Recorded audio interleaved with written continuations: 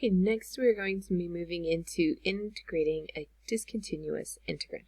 So for these ones, let's kind of look at an example of what we mean by a discontinuous function. So let's look at, there we go. If we had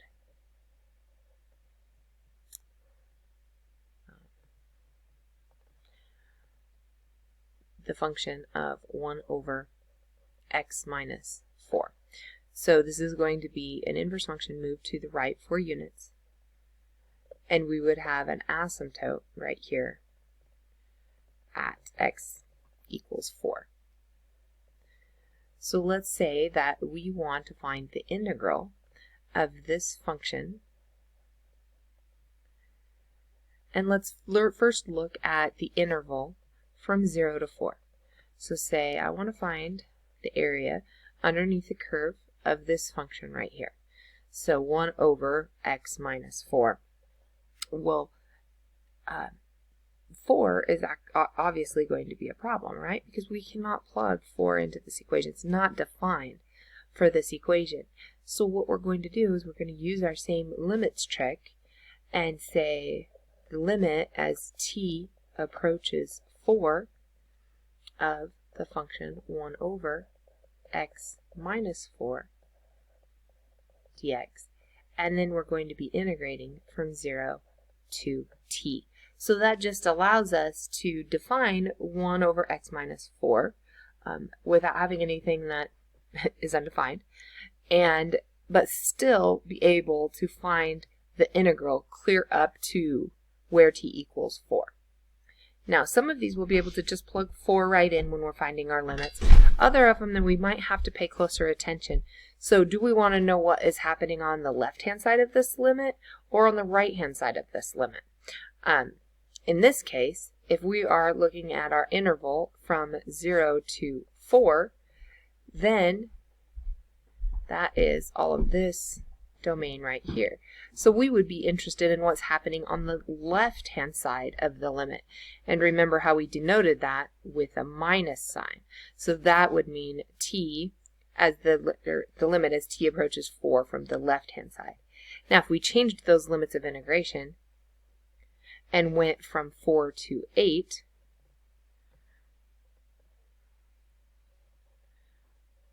okay, now we're looking over here. So now, if we're looking at that limit, we're only concerned with what's happening on the right-hand side. So we could take the limit as t approaches 4 from the right-hand side. Okay, so that's what we are going to do now. Here is the official definitions of how we would describe these. Same thing as what we were just saying. So these two either look at the left-hand side of the limit or the right-hand side of the limit. And just keep in mind that we want to stay within the limits of integration. Okay, going down to the next example. Example number 4 gives us this very same scenario. So we have 1 over x to the 0.5. And we cannot plug a 0 in.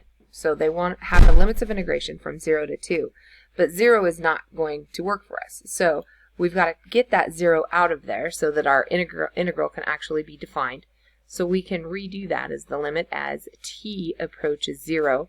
Now our limit of integration is from 0 to 2. So we're interested on what happens on the right-hand side of that limit of the integral. Now instead of 0, we're going to write t to 2 of 1 over x to the 0.5. I'm going to write 1/2 just because I like that better.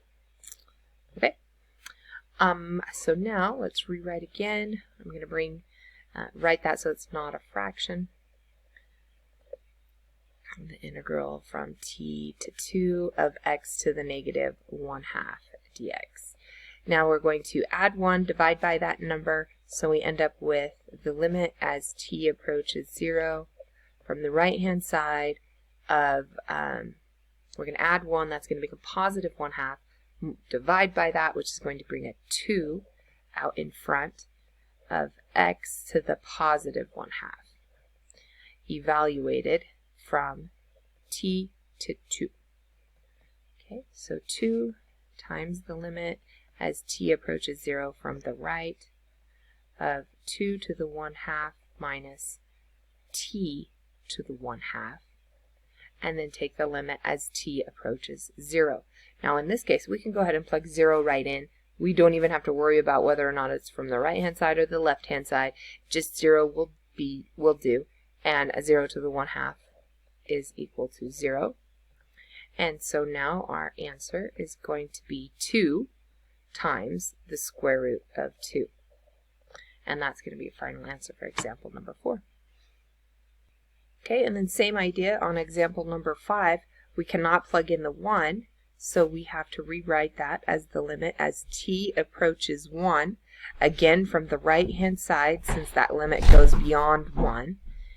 And of our equation, which is the integral from t now to 9 of 9 over the cube root of x minus 1.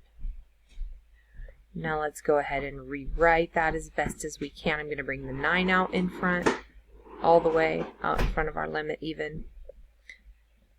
And then let's write it so that it's not a fraction. So t to 9 of x minus 1 to the negative 1/3 power dx. There we go. So now we, or for a chain rule, there's the derivative inside here is just 1, so we don't have to worry about anything else. So add 1 to our exponent, we'll get 2/3. Divide by that, so that becomes 3/2 out in front. So we have 3/2 times 9, so don't forget that 9 that we have, that we pulled out.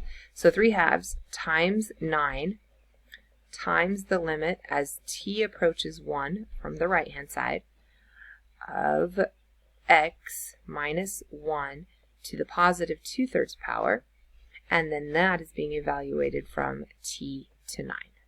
So now simplify a bit, we've got 27 over 2, limit as t approaches 1 from the right-hand side of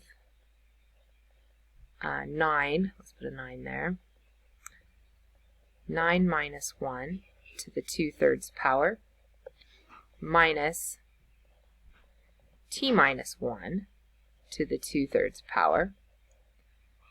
And now we want to take the limit as t approaches 1. Now I can go ahead and just plug 1 in because there's nothing wrong with just plugging in 1. I can plug the 1 into t and that all becomes 0. Okay, so and then the 9 minus 8, or 9 minus 1 becomes 8 to the 2/3 power. And then we have the 27 times 2, or 27 over 2 out in front. Multiply all of that together and you're going to get an answer of 54. And then that is our final answer for that one. Okay, moving on to example number 6. So they want us to find the area under the curve of y equals 1.5 x to the negative 2/5. And our limits of integration are from x equals 9 to x equals t. So we're going to go through the whole thing and we're going to figure out what our integral is. And then we're going to plug in 10 for t and figure out what that answer would be. And then we're going to plug in 100 for t, see what that answer is. Then we're going to go through the whole process again and use a limit this time as t approaches infinity, because we want to know everything, you know, what the integral is for all values of x greater than 9. That means that our limits of integration are going to be from 9 to positive infinity. So we'll go back and figure it out that way, see how close all of our answers are. So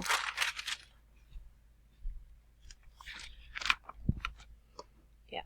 Okay, so we have set up our integral here.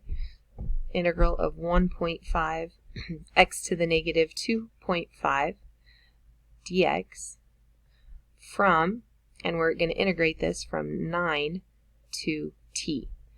So take that integral, so we're going to have 1.5, we're going to add 1 and then divide by that number. So when we add 1 to negative 2.5, we're going to get negative 1.5 and then divide by that number. So we're going to divide out in front by a negative 1.5. of x to the negative 1.5 evaluated from 9 to t. So that ends up being negative x to the negative 1.5 evaluated from 9 to t. So the first thing they want us to do is put 10 in for t. So let's go ahead and say t equals 10 here. And so then that's going to give us negative 10 to the negative 1.5 minus negative 9 to the negative 1.5. Okay, I'm going to pause here just for a second so I can calculate that, and then I will be back. Okay, so when I plugged in 10 for t, I end up with an answer of 0.005414. Now I'm going to let you guys go back through and put in the 100.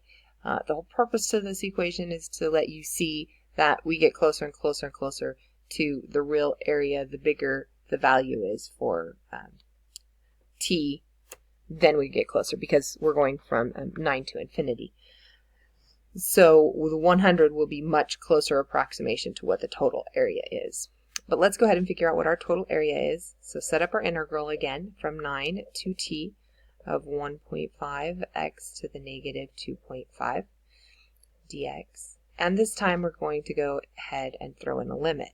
So the limit as t approaches infinity of 9 to t of 1.5 x to the negative 2.5. So everything's going to end up being the same as what we have up here. It's still going to integrate the same. We just have that limit out in front. So we have the limit as t approaches infinity of negative x to the negative 1.5 evaluated from 9 to t. So plug in those values. Limit as t approaches infinity of negative t to the negative 1.5 minus negative 9 to the negative 1.5. Okay, so because this has a negative exponent, that'd be the same as saying 1 over t to the 1.5. As t goes to infinity, this is going to become 0 because that denominator is going to be just keep getting bigger and bigger and bigger and bigger. Minus and negatives become plus a positive. Your final answer is going to be 9 to the negative 1.5. I'm going to pause and calculate that, and I'll then write it. Okay, so that answer then is 0.03703. And then that is our total area. So when you put 100 into this, it will be a lot closer to this area than just 10 was when we plugged it in. But that is your final answer for example number 6.